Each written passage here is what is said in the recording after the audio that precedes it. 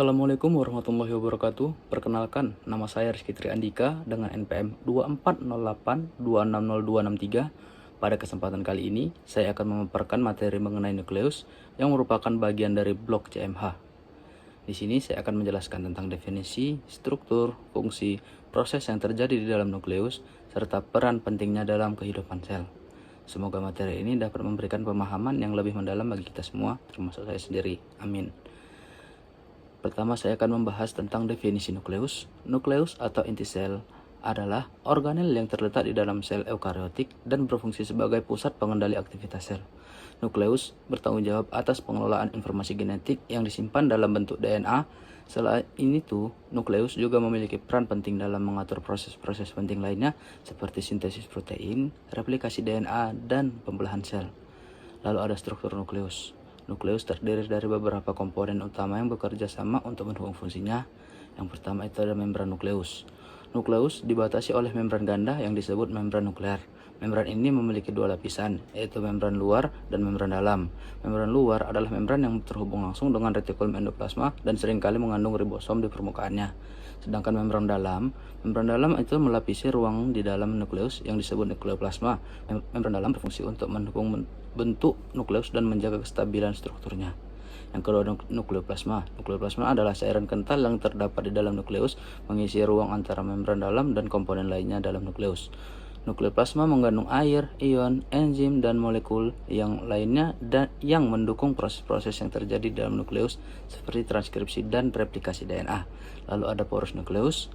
Porus nukleus atau pori nuklear ini memungkinkan pertukaran molekul-molekul besar seperti RNA dan protein antara nukleus dan sitoplasma. Pori nukleus memastikan bahwa bahan-bahan penting yang dibutuhkan untuk sintesis protein dan proses lainnya dapat keluar dari nukleus. Nukleus adalah struktur yang terletak di dalam nukleus dan bertanggung jawab untuk sintesis ribosom. Lalu ada kromatin. Kromatin adalah bentuk kompleks dari DNA yang terikat pada struktur histon di dalam nukleus. Kromatin ini berfungsi untuk mengemas DNA sehingga dapat terorganisir dengan baik dalam nukleus. Ada dua jenis kromatin, yaitu longgar dan padat. Yang longgar ini terlihat saat sel aktif dalam proses transkripsi gen untuk menghasilkan RNA, sedangkan yang padat ini terlihat pada sel yang tidak aktif dalam transkripsi gen seperti selama pembelahan sel. Lalu ada fungsi nukleus. Nukleus adalah pusat pengendali sel karena ia mengatur hampir semua proses yang berlangsung di dalam sel. Beberapa fungsi utamanya adalah: 1. Itu menyimpan informasi genetik yang merupakan materi genetik yang mengandung informasi yang diperlukan untuk semua aktivitas seluler. DNA ini mengatur berbagai sistem vital dalam sel seperti pertumbuhan, metabolisme, dan pembelahan sel. Yang kedua itu ada sintesis protein. Nukleus memiliki peran penting dalam sintesis protein. Proses sintesis protein dimulai di dalam nukleus dengan transkripsi DNA menjadi mRNA. Pengaturan pembelahan sel, proses pembelahan sel baik itu mitosis maupun meiosis diatur oleh nukleus. Sebelum sel membelah, nukleus memastikan bahwa materi genetik diduplikasi dengan benar melalui proses replikasi DNA. Yang keempat ada sintesis ribosom.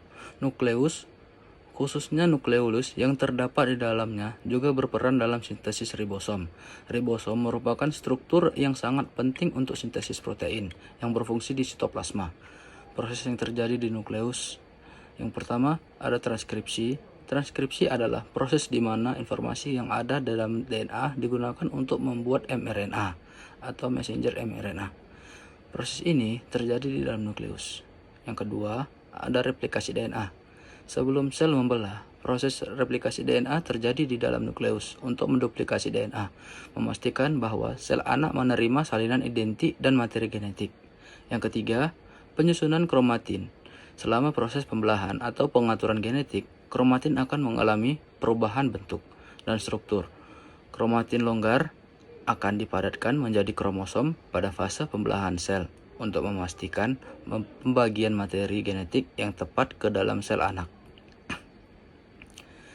Peran nukleus dalam kesehatan dan penyakit. Nukleus berperan dalam banyak aspek kesehatan dan dapat terlibat dalam perkembangan berbagai penyakit jika fungsi nukleus terganggu. Yang pertama itu mutasi genetik. Kesalahan dalam replikasi DNA atau perbaikan DNA dapat menyebabkan mutasi genetik. Mutasi ini dapat menyebabkan kerusakan permanen pada informasi genetik yang terkandung dalam DNA yang kemudian dapat berkontribusi pada perkembangan penyakit seperti kanker. Sel yang mengalami mutasi mungkin akan tumbuh secara tidak terkendali yang menjadi ciri khas dari kanker. Yang kedua, ada penyakit neurogeneratif, gangguan dalam pengaturan ekspresi gen atau penyusunan kromatin dapat berhubungan dengan penyakit-penyakit neurogeneratif seperti Alzheimer dan Parkinson. Yang ketiga, ada sindrom kardiovaskular.